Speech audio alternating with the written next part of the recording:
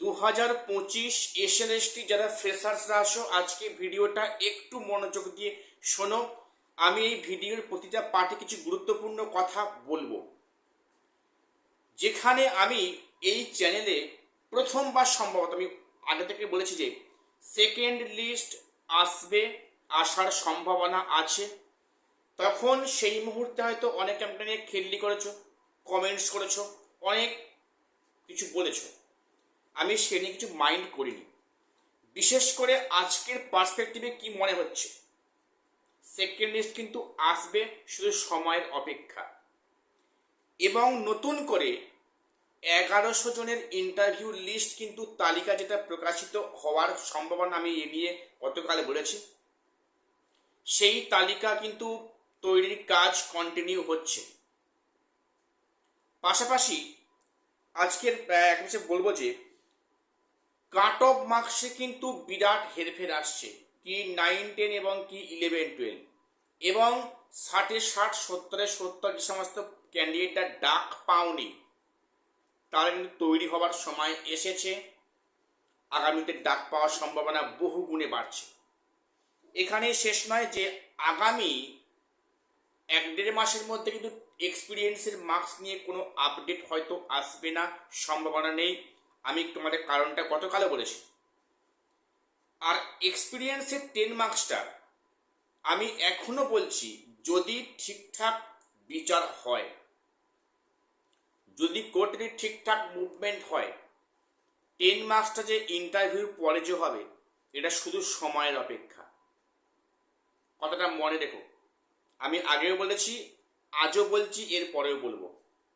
সেক্ষেত্রে অনেকে বলবে যে তুমি গেজেট পড়তে পারো না, ইংলিশ পড়তে পারো না, মিনিং করতে পারো না। সেটা তো আমার ফল্ট। আমি যেটা পড়ে বুঝেছি, যদি অবশ্যই রায় আসে, এক্সপিরিয়েন্সের 10 মার্কস কিন্তু টিকবে না, ইন্টারভিউ পরেই অ্যাড হবে, এমনটাই বিষয়। কাজেই আজকে ভিডিওটা স্কিপ করো না, সবটা দেখো, চ্যানেলটা সাবস্ক্রাইব করে দিও। তো আজকে বলি যে নতুন করে একাদশ দ্বাদশে 1100 মানে ক্যান্ডিডেটের একটা ইন্টারভিউ লিস্ট প্রাথমিক পর্যায়ে তৈরির কাজ হচ্ছে। আমরা জানি ওবিসি 7% হলে একাদশ দ্বাদশে 1900 ক্যান্ডিডেট প্যানেল থেকে ছিটকে বেরিয়ে যাবে। তার পরিবর্তে কিছু ওয়েটিং এবার ফ্রেশ ক্যান্ডিডেট কিন্তু ইন হবে প্যানেলে, এটা পরিষ্কার। এবং 9-10 সেই সংখ্যাটা কিন্তু অনেকটাই বেশি। মোটামুটি ওভারঅল 5800 মতো ক্যান্ডিডেট এই প্যানেল থেকে বাদ যাবে 9-10 এবং 11-12, শুধু 7% ওবিসি করার ফলে। আমি জানি না শেষ অবধি কোন জাজমেন্টটা আসে, 7 না 17, এ নিয়ে কিন্তু অনেক গল্প আছে, আমি সেটা আলোচনা করছি না। 1100 জনের প্রাথমিক পর্যায়ে লিস্ট করা হচ্ছে, যেটা সংবাদ মাধ্যমে বেরিয়েছে যে সেখানে ইন্টারভিউ তাদেরকে পুনরায় দিতে হবে। যাদের ইন্টারভিউ হয়ে গেছে তাদের কিন্তু দেওয়ার কোনো দরকার নেই। যাদের ইন্টারভিউ, যা নতুন করে প্যানেলে আসবে, প্রত্যেকে ভেরিফিকেশান ইন্টারভিউ ক্রস করতে হবে। আর একটা কথা বলে রাখি, কাউন্সেলিং যারা করেছো, বাড়ির কাছে স্কুল নিয়ে বসেছো, সম্ভব হবে না কিন্তু। কেন বলছি কাউন্সেলিং পুনরায় হচ্ছে?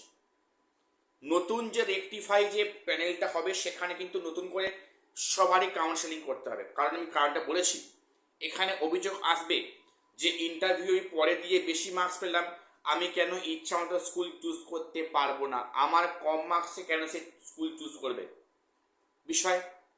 কাজেই সেখানে কিন্তু অবশ্যই করে সবারই আবার কাউন্সেলিং কিন্তু হবে, হওয়ার পথে হাঁটছে। এইবারে এই যে 7% হওয়ার পরে যারা বাদ যাচ্ছে, ব্যাপক হেরফের হবে কাট অফ মার্কসে। শুধু যে জেনারেল ওবিসি তা নয়, শুধু যে জেনারেলদের কাট অফ কমবে, ওবিসি না তা নয়, কিন্তু এসসি, এসটি, ইডাব্লিউ এর সব ক্ষেত্রে কমবে। কেন কেন বললাম? মনে করো সেখানে 7% ওবিসি বাদ দেওয়ার ফলে, সাপোজ সেখানে মনে করো 200 জন ফ্রেশার ক্যান্ডিডেট ঢুকলো। এবার সেখানে 1:1.6 রেশিও মেনটেন করতে হবে। 1.6 রেশিও মেনটেন করলে সেখানে আরও বেশি ক্যান্ডিডেট ডাকতে হবে। সেটা ডাকতে গিয়ে কিন্তু তার মধ্যে অনেক এসসি এসটি ইডাব্লিউএস সেখানে ডাক পাবে, অবশ্যই পাচ্ছে। কাজে এখানে কিন্তু সব ক্ষেত্রেই কাট অফ মার্কসের হেরফের হবে, শুধু যে জেনারেলদের ওবিসি তা নয়, এসসি যারা আছো, এসটি যারা আছো, ইডাব্লিউএস সবার কিন্তু সেখানে কাট অফ মার্কস কমবে, হেরফের কিন্তু অবশ্যই হবে। এবং যে জানো যে গতকাল 9-10-এর রেকটিফাই মানে একটা অপশান দেওয়া হয়েছে ক্যাটাগরি আপডেশনে, প্রত্যেক করে নাও যে সমস্ত ওবিসিরা বাদ গিয়েছো লিস্ট থেকে, মানে 600 মধ্যে নেই, তাদের কিছু করার তখন তারা অটোমেটিক তারা কিন্তু জেনারেল হয়ে যাবে। যাদের 600 মধ্যে আছে তারা কিন্তু প্রত্যেকে আপডেশনে কাজ করে নাও। এবং আমি বলেছিলাম যে যে সমস্ত ক্যান্ডিডেটরা পরীক্ষায় উত্তীর্ণ পর্যন্ত হওনি তারাও কিন্তু যারা ওবিসি আছো ক্যাটাগরি আপডেশন করে রাখো, কারণ এরপরে যে কোনো মুহূর্তে যার ডাক আসবে তাকে কিন্তু হাজির হতে হবে, সেখানে আর কোনো ডেট এক্সটেন্ড করা হবে না, ক্যাটাগরি আপ হবে না। তাই প্রত্যেক কাজ কিন্তু করে রাখো, যে আমি তো পরীক্ষা পাস করিনি কেন করতে যাব, করে রাখো, অনেকে ভাগ্য খুলছে এমনটাই বিষয় বললাম। আর এক্সপিরিয়েন্সের 10 মার্কস নিয়ে বলতে গেলে খুব কম বলা হবে।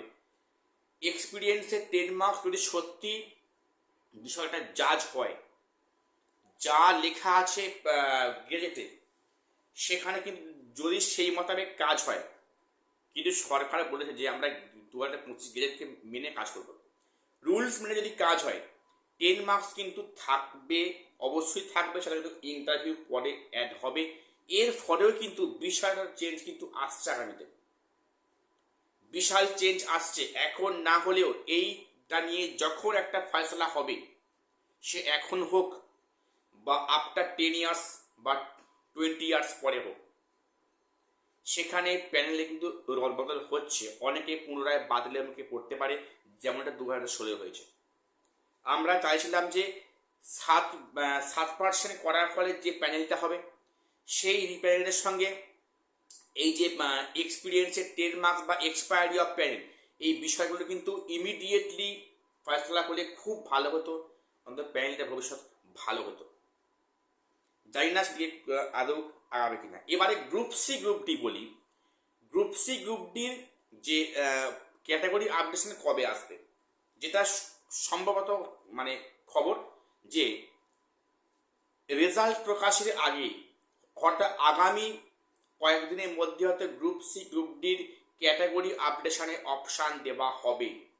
সেই ক্যাটাগরি আপডেশনের পরে কিন্তু 60% ধরেই সম্ভবত গ্রুপ সি গ্রুপ ডি রেজাল্টটা কিন্তু পাবলিশ হবে। কাজেই আগে ক্যাটাগরি আপডেশন হবে, তারপরে সেখানে কিন্তু রেজাল্টটা প্রকাশ হবে, যেটা নাকি পূজার মধ্যে দেওয়ার সম্ভাবনা আছে, কিন্তু সে নিয়ে আমার যথেষ্ট সন্দেহ আছে। সত্যি কি পূজার মধ্যে রেজাল্ট দেওয়া হবে? দেখা যাক কি হয়। আর যেটুকু আপডেট দেওয়ার ছিল, চ্যানেলটা সাবস্ক্রাইব করে দিও। দেখা হচ্ছে পরের ভিডিওতে।